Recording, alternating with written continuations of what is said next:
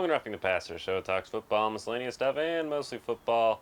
I'm your host, Sam Ruffing, and it is episode 95, the PGA Championship 2024 special. We have a lot of news heading to the PGA Championship tomorrow, from Jon Rahm's controversial comments to headlines on whether or not Brooks Koepka will defend, how well Scottie will do, and who I think will take it home. But most importantly, and starting off today's episode, this PGA Championship will count this year as they have invited Taylor Gooch, ladies and gentlemen. He is playing the PGA Championship this year. No asterisks will go on. Whoever wins, it will be a full field, the toughest test in all of golf, the PGA Championship with Taylor Gooch. In all seriousness, though, I am actually pretty glad they invited Taylor Gooch, as he did earn a spot in all four majors this year. And the fact that he wasn't invited after winning what was essentially Live Golf's FedEx Cup and 3 tournaments last year is complete and utter nonsense. I mean, 3 tournaments against some of the best players in the world, your Brooks Koepkas, your Justin Johnsons, your Brysons, your Cam Smiths, your Joaquin Niemann's, Patrick Reed, stuff like that. Guys like that. And he wasn't invited to the Masters this year. He won Player of the Year on Live Golf and wasn't invited. It was a little bit ridiculous. The PGA Championship has made the right call by inviting him. And not only did they invite him this year, they invited 7 other Live Golf players, some of whom did have success on other tours this year, such as Lucas Herbert, who won the Hong Kong Open, David Puig, who won the Macau Open, and Andy Ogletree, who did take home the Order of Merit, essentially the FedEx Cup, on the Asian Tour last year, which earned him his spot on the Live Golf Tour this season. So good for him. But they also invited a few guys who technically did not earn it, but earned it via other tours. They earned it via Live and wins there. And instead of being like the other majors, like the Open, the Masters, or the British Open, they decided to invite them, and it was a good call. Guys like Patrick Reed, who is one of the best players in the world, even though he hasn't had much success, even though he hasn't won anything in the last 2 years, he has been playing really well. He's one of the best players in the world. He definitely deserves to be in the major spot. Joaquin Niemann, who did win the Australian Open, which secured him his spot in the British Open, was invited to the PGA Championship as well after winning that Australian Open and 2 events on Live Golf. Dean Burmester, who won back-to-back tournaments in South Africa on the DP World Tour this last season, got an invite. And he won Live Golf Miami, which should have got him an invite into the Masters. I'm just saying, if Akshay Bhatia can get an invite to the Masters, Dean Burmester should have as well. And Taylor Gooch, the man, the myth, the legend, who boldly claimed that whoever won the Masters would have an asterisk put next to his name, has been invited to the PGA Championship. He wasn't blackballed. He wasn't blackballed by the PGA Championship. They made the right call and invited him. And I really do hope this starts a trend of majors, foregoing the politics, foregoing the technicalities, and just inviting Live players based on, them being good, winning Live Golf tournaments. I mean, they should have official golf rankings at this point. But I mean, the fact that guys like Bryson and DJ in the next few years are going to have trouble getting into tournaments, into majors, is kind of ridiculous. Because they don't receive any official world golf rankings. With the PGA handing out these invites, hopefully it starts a trend with the British Open, the US Open, the Masters, where they're like, okay, you can come and play. You guys have earned your spot, even if technically your world ranking isn't officially that high. You've done enough on other tours such as Live or the Asian Tour to earn your spot here. Come and play. You're also some of the best in the world. Because the majors are about not going to go on a whole speech. The majors are about having the best players in the world out there competing for one trophy to see who's the best at that current moment. And if you don't have some of the best players in the world, because your ranking system says, oh, don't invite them, is the major really worth it? Is it really real? I mean, it probably is, 'cause it's still tough to win, but I mean, it's not the same as playing against the best players in the world, like 12 of the top 30 guys in the world who somehow won't be there. I think the PGA made the right call. Hopefully it starts a trend. Moving on to other headlines, Jon Rahm made some this week when he, in a press conference, was once again asked about leaving the PGA Tour for Live Golf and whether or not and how he could betray them or something like that. And he said, no, I still support the PGA Tour. I'm still a member. I still have a card. I just play predominantly on Live Golf now. If I could play on the PGA Tour, I would. And while technically that's true, he's still technically a member of the PGA Tour. He's currently just suspended. He probably should be playing there. Saying he supports the PGA Tour is a bit, odd. Like, mate, I understand that... I understand that you probably want to play for the PGA Tour events. I don't blame you. There's some great ones out there, like the Players, the Arnold Palmer Invitational, the Zurich Classic, stuff like that. But to say that you support the PGA Tour after leaving for their rival league and taking $600 million, like, I kind of understand the media going after him for that.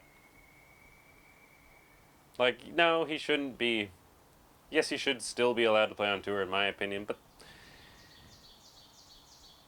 I mean, to say you support it, no, not really. You kind of left.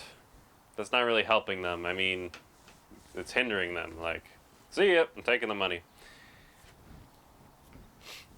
Now, part of me kind of wonders if Jon Rahm regrets leaving the PGA Tour with all his comments recently, like how he still wants to play some PGA Tour events that he's won previously, like the Genesis or the Genesis Open or the Mexico Open, or tournaments like that. And how he wants Live Golf to go to a 72-hole format. And part of me just wonders, does he regret leaving the PGA Tour? I don't think he does, because he got paid $500 million. He now owns a 25% stake in his own team. He's a team captain. He's got major exemptions for the next 5 years, Masters lifetime, US Open the next 8 or something years. But sometimes I just wonder, why is he like, wish we had 72-hole tournaments here. Man, I'd like to play the Mexico Open. That'd be fun. Did he think that the merger deal between Live Golf and the PGA Tour was going to happen sooner, and he'd be allowed to come back and play? Is that why he signed to Live? Just cash out now and still play PGA Tour events while predominantly playing on Live? I wonder. Maybe. I don't think he actually regrets leaving the PGA Tour, even though it did seem like an odd signing at the time. I think he enjoys playing on Live Golf. Although I do think him wanting it to change to 72 holes is funny, because he still has yet to win on Live, despite having like a top 10 in every tournament he's played in Live. He's like, I need 72 holes. I cannot win. I need 72 holes. These 54-hole tournaments are just throwing me for a loop. Also on Live, he doesn't have to see Scottie Scheffler swing, so that's always a bright side. But I don't think he regrets leaving the PGA Tour, but his comments are definitely weird. Just like, how are you supporting the tour if you left it, man? Is it a protest situation? Like, I want Jay Monahan gone, I'm leaving, I'll come back when he's been canned. That kind of a thing. Is it Rahm? Just very, very strange. Moving on, I saw a headline today that said sports gamblers are putting a lot of bets on Scottie Scheffler to win the PGA Championship this year and win back-to-back majors. But upon seeing that, I'm a little skeptical. I understand that Scottie Scheffler has won, 4 out of his last 5 tournaments. His last 2 starts have been back-to-back wins, including the Masters. he's the best player in the world by far. Best ball striker since Tiger. His mental game's amazing. His iron play is just unreal. His wedge game is beautiful. His driving is just great. But heading into this PGA Championship, I'm just not so certain. I mean, I understand he's playing really well, but I mean, last time he played in the PGA Championship after winning the Masters, first time around, he missed the cut. I mean, just missed the cut at, Southern Hills, which was surprising to me. It's a tough golf course out there, which obviously he'll still benefit from because he's a great driver. But another thing is, why I'm a little skeptical about Scottie Scheffler heading in is he and his wife welcomed their firstborn child in the world. And may I just say, congratulations, Mr. and Mrs. Scheffler. Congratulations on that one. This is a very beautiful thing. However, I imagine becoming a father is not exactly easy. I imagine it's a very tiring process. I mean, he skipped the Wells Fargo this past week, I assume because he's taking care of his wife and child, which, great on you, man. But I mean, going from being just going out there on tour, no children, being married but no children, to suddenly having a child, I'm sure it's very much a culture shock and a wake up like, oh man, trying to find time to do things isn't going to be easy. And while I'm sure he can manage his time well, it's his first time having a child. I'm not so certain it's going to be easy, and I think it might slow him down at the PGA Championship, which is why I'm putting a little bit of hesitation on him winning the PGA Championship this year. I mean, we saw Brooks Koepka last season win the PGA Championship, and then he and his wife welcomed their first child in the world, which is a beautiful boy. Congratulations for them. And his play dropped off, not significantly, but it dropped off from, the major win to kind of like middling finishes in Live and not a great Ryder Cup. So I mean, it certainly affects people out there, and I'm sure it's going to happen to the same. Might happen the same to Mr. Scottie Scheffler. So obviously, I can't say for certain whether or not it will slow him down, but I would be very cautious putting a lot of money on him right now. Obviously, don't take my advice because I'm not a sports gambler. I don't place any bets on sports games. However, that's just all I'm saying. Moving on to the meat of the show, the big thing you've all been waiting for. Who do I think will take home the PGA Championship? And here are the rules. I get 2 picks from the PGA Tour, 2 picks from Live Golf, and 2 wild cards from either tour. Doesn't have to be. It could be 2 from the PGA or just 2 from Live. But those are the rules I've set out. And here are my picks from the PGA Tour. I don't feel a lot of confidence in picking any of these guys. Just like, I don't know who the heck's going to win. It's a tough field out there. It's a tough course. It's probably going to be a bomber. Someone who can just send it. If they end up in the rough, they have a wedge in. If they don't end up in the rough, then they have, a wedge in, but from the fairway, which is a huge advantage. It's going to be tough. Like, I'm not entirely sure it's going to win, but I think it's going to be one of the bombers. And that's why I am picking Rory McIlroy as one of my picks for the PGA Tour. He just feels like a very safe pick. Not entirely sure if he'll win, but I don't know who else to pick. I mean, he's been playing well. He's technically won his last 2 starts, although one of them was the Zurich Classic, which is a team event. Which, I mean, is impressive, but, like,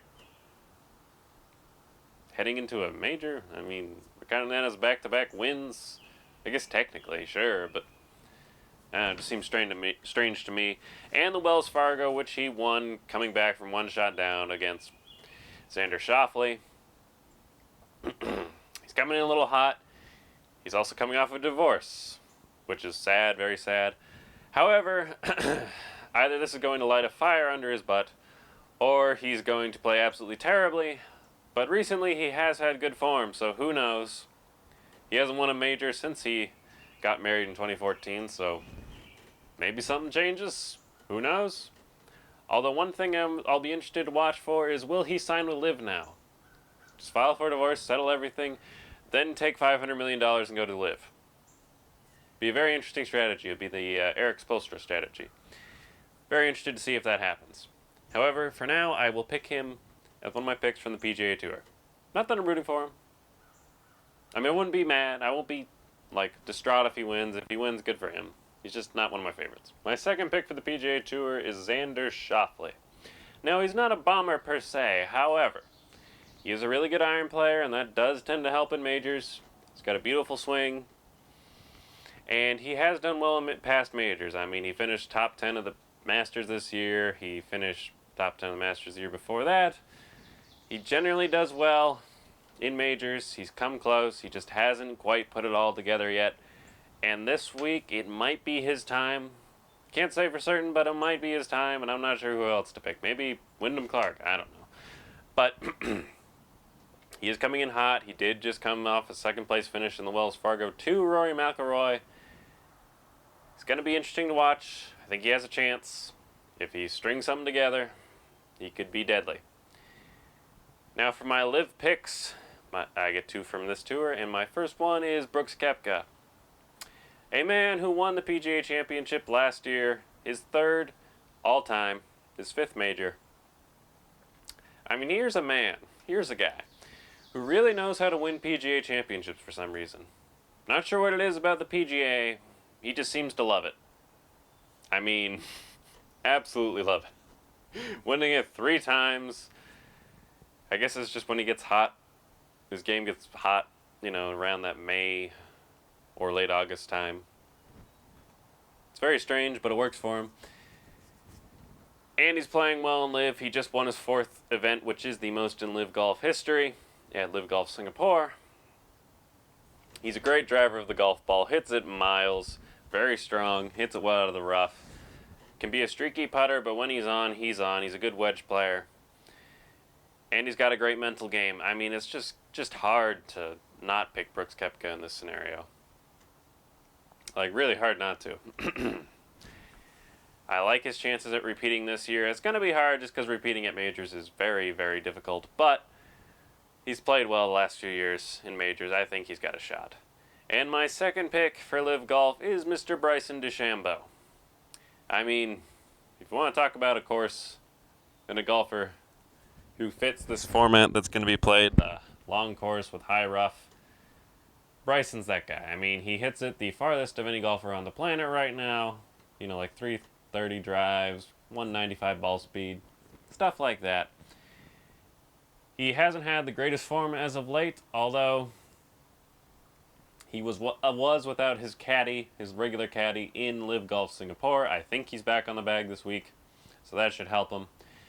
He played really well in the Masters this year, and I'm sure he's absolutely livid that he did not pull off that victory there after shooting 7 under in day 1. His iron play has been much improved as of late with his new 3D printed irons.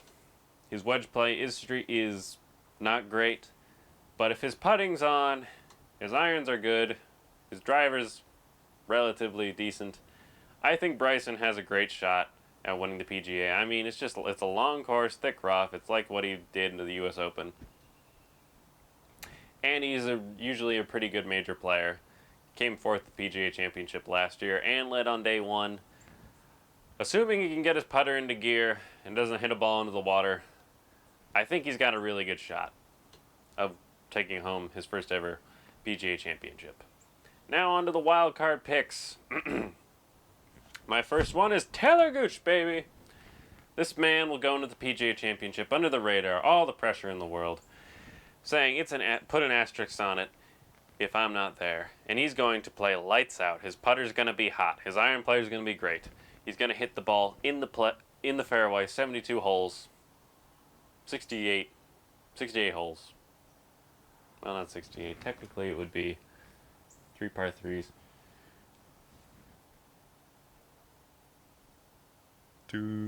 66 holes. He's going to put it in the fairway off the tee.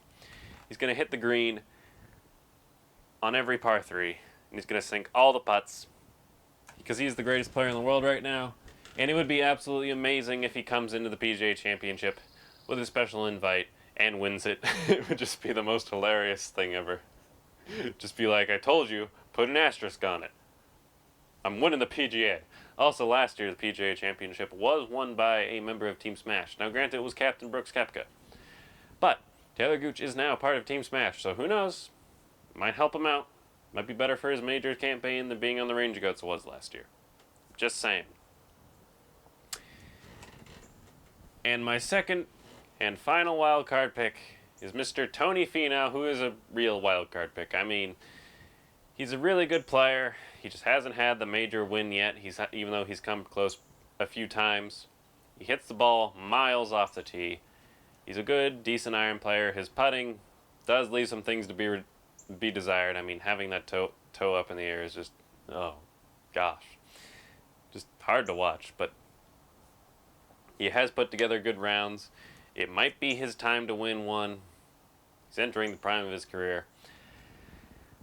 Just saying, watch out for Tony Finau as a wild card pick. And that will do it for me, Ruffing the Passer. I'm your host, Sam Ruffing. I thank you very much for watching. Let me know who you think will win the PGA Championship in the comments below. I thank you very much for watching once again. Hit the subscribe button if you like my content. Hit the like button if you like this video. Share with your friends and family. Hit the bell to stay notified when